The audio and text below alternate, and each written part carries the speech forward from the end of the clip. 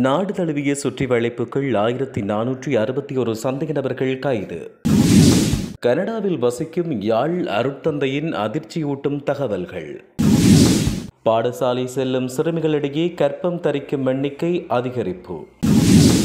வேலைக்காக வெளிநாடு சென்ற தாய் 15 வயது மாணவியை கடத்திய நபர். இங்குள்ள பிள்ளைகளுக்கு என்னுடைய ஆதரவு நிச்சயம் என்கிறார் தென்னிந்திய பாடகர் ஸ்ரீனிவாஸ். யாழ் சாட்டி கடற்கரையை தூய்மைப்படுத்தும் நடவடிக்கைகள் ஆரம்பம். ஹக்கீம் கூறும் குருக்கள் மட புதைகுழி ரகசியம் உடைக்கும் ஸ்ரீதரன். யாழில் வீட்டிற்கு அத்திவாரம் வெட்டியவருக்கு காத்திருந்த அதிர்ச்சி, வெடிகுண்டு மீட்பு. தொடர்பென விரிவான செய்திகள். நாடு முழுவதிலும் நடத்தப்பட்ட சிறப்பு நடவடிக்கைகளில் 1461 சந்தேக நபர்கள் கைது செய்யப்பட்டுள்ளனர். சிரேஷ்ட பிரதி காவல்துறை அதிபர் தலைமையில் இந்த கைது நடவடிக்கை மேற்கொள்ளப்பட்டுள்ளதாக தெரிவிக்கப்படுகிறது. இந்த நடவடிக்கையினூடாக குற்றங்களுக்கு நேரடியாக பங்களித்த 107 பேரும் ஆயுதப்படைகளில் இருந்து தப்பியோடிய 7 பேரும் கைது செய்யப்பட்டதாக காவல்துறை தெரிவித்துள்ளது. மேலும் ஹெரோயின், ஐஸ், கஞ்சா மற்றும் சட்டவிரோத மதுபானங்களையும் காவல்துறையினர் பறிமுதல் செய்துள்ளதாக தெரிவிக்கப்பட்டுள்ளமை குறிப்பிடத்தக்கது. இலங்கையில் நடந்த உள்நாட்டு யுத்தத்தின் போது ஈழத்தமிழர்களுக்கு பல்வேறு கொடூரங்கள் அளிக்கப்பட்டு ஈழத்தமிழ் இனத்துக்கு எதிராக கடும் நடவடிக்கைகள் எடுக்கப்பட்டன. அந்த காலகட்டத்தில் ஈழத்தமிழர்கள் கொத்து கொத்தாக கொன்று வீசப்பட்ட போது உலகின் பல தரப்புகளில் இருந்து குரல் கொடுக்கப்பட்டதாக தெரிவிக்கப்பட்டுள்ளது. வடக்கு கிழக்கில் இலங்கை அரசாங்கம் இராணுவம் மேற்கொண்ட சித்திரவதைகளில் பல கிறிஸ்தவ அருட்தந்தையர் பாதிக்கப்பட்டனர்.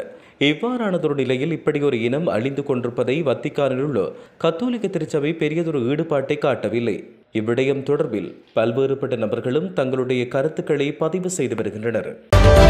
பாடசாலை செல்கின்ற சிறுமிகளிடையே கர்ப்பம் தரிப்பது அதிகரித்து வருவது குறித்து மகளிர் மற்றும் சிறுவர் விவகார அமைச்சர் சரோஜா சாவித்ரி போல்ராஜ் கவலை வெளியிட்டார்.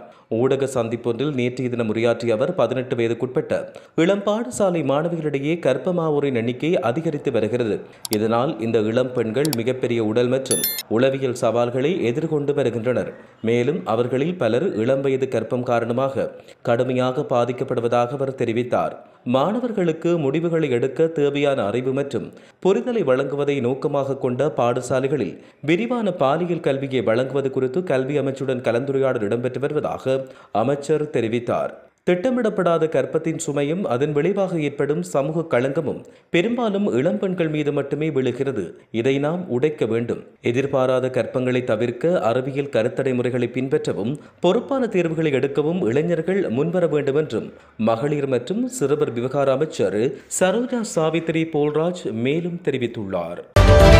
கபுத்தலை பகுதியில் உள்ள ஒரு வீட்டில் பாடசாலை மாணவி ஒருவரை கடத்தி சென்ற சந்தேக நபர் லெந்துலை போலீசாரினால் சந்தேகத்தின் பேரில் கைது செய்யப்பட்டார்.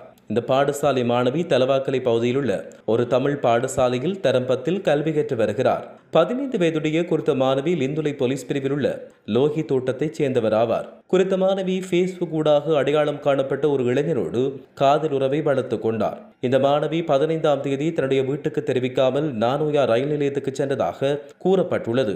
சந்தேக நபர் பாடசாலை மாணவியை ரயிலில் ஹப்புத்தலைக்கு அழைத்துச் சென்றதாக லிந்துலை போலீசாரால் நடத்தப்பட்ட முதல்கட்ட விசாரணைகளில் தெரிய வந்துள்ளது. மாணவியினுடைய தாய் வெளிநாட்டுக்கு வேலைக்காக சென்றுள்ளதாகவும் தன்னுடைய பராமரிப்பில் உள்ள மகள் வீட்டில் இல்லை எனவும் லிந்துலை போலீசாரிடம் தந்தை முறைப்பாடு அளித்துள்ளார். அதற்கமைய குறித்த மாணவியின் தொலைபேசி எண்ணை பகுப்பாய்வு செய்த பின்னர் சந்தேக நபர் கப்புத்தலை பகுதியில் வைத்து கைது செய்யப்பட்டுள்ளார். குறித்த மாணவி நுவரெலியா மாவட்ட பொது வைத்தியசாலையில் உள்ள சிறப்பு மருத்துவரிடம் பரிசோதனைக்காக அழைத்து செல்லப்பட்டுள்ளார். சந்தேக நபரை நுவரெலியா நீதவான் நீதிமன்றத்தில் முன்னிலைப்படுத்த நடவடிக்கை எடுக்கப்பட்டுள்ளதாக லிந்துலை போலீசார் குறிப்பிட்டுள்ளனர். இங்குள்ள பிள்ளைகள் இசைத்துறையில் மிளிர இசை தொடர்பான வகுப்புகள் பயிற்சிகளுக்கு என்னால் முடிந்த ஆதரவை நிச்சயமாக நான் வழங்குவேன் என தென்னிந்திய பிரபல பாடகர் ஸ்ரீனிவாஸ் தெரிவித்துள்ளார்.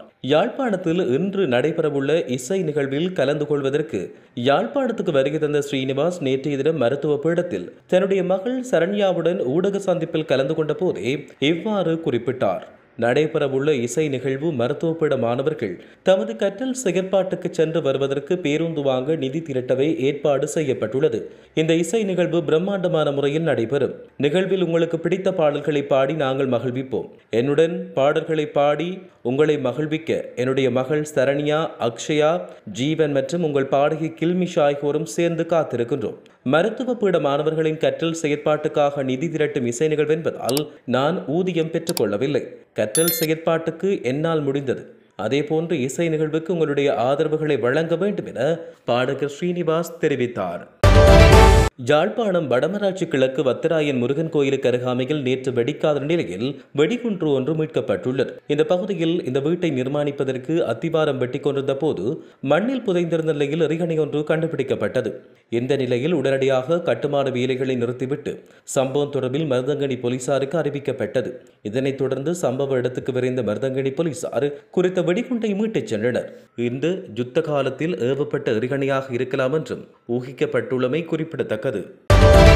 செயல்படாத சில உள்ளூராட்சி அமைப்புகளை சிறப்பு ஆணையர்களின் கீழ் ஒப்படைக்கும் அரசாங்க திட்டமானது சர்ச்சையினை ஏற்படுத்தியுள்ளது.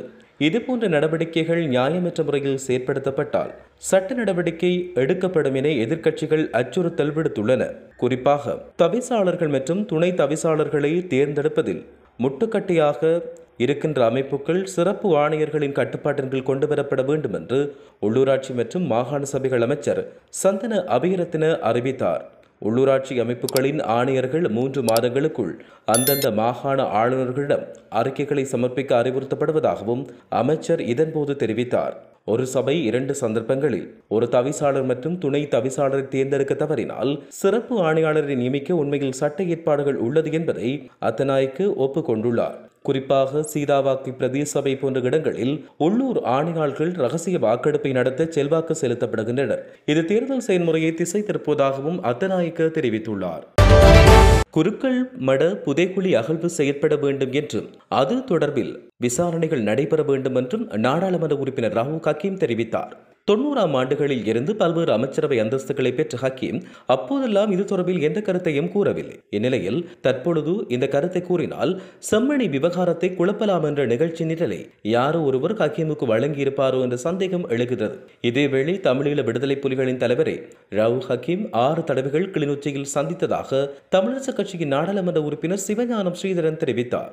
இவ்வளவு நல்லெண்ணங்களையும் விடுதலை புலிகளின் தலைவர் வெளிப்படுத்தியதாக அவர் சுட்டிக்காட்டினார். சுற்றுலாத்துறையை மேம்படுத்தும் நோக்குடன் வேலணை சாட்டி கடற்கரையோரத்தில் காணப்படும் சாதாளிகளை அப்புறப்படுத்த நடவடிக்கை எடுக்கப்பட்டுள்ளது. சாட்டி கடற்கரையை தூய்மையாக்க நடவடிக்கை மேற்கொள்ள நடவடிக்கை எடுக்கப்பட்டுள்ளதாக வேலணை பிரதேச சபையின் தவிசாளர் அசோக்குமார் தெரிவித்தார். அத்துடன் குறித்த நடவடிக்கையின் பொழுது அகற்றப்படும் சாதாளைகள் தாவரங்களுக்கான சிறந்த பசலையாக பயன்படுத்தக்கூடியதாக இருப்பதால் குறித்த சாதாளையை மிக குறைந்த விலைக்கு பொதுமக்களுக்கு வழங்க தீர்மானிக்கப்பட்டுள்ளது. எதிர்வரும் ஆடி அமாவாசை தினத்துக்கு முன்னதாக குறித்த செயற்பாட்டை பிரதேச சபை மேற்கொள்ள உள்ளதால் கடல் சாதாளைகளை பெற விரும்புவோர் வேலணை பிரதேச சபையின் தலைமை அலுவலகத்தோடு தொடர்பு கொண்டு உரிய கட்டணங்களை செலுத்தி தேவையான கடல் சாதாளைகளை பெற்றுக்கொள்ள முடியும் என்றும் அவர் இதன்பொழுது தெரிவித்திருந்தார்.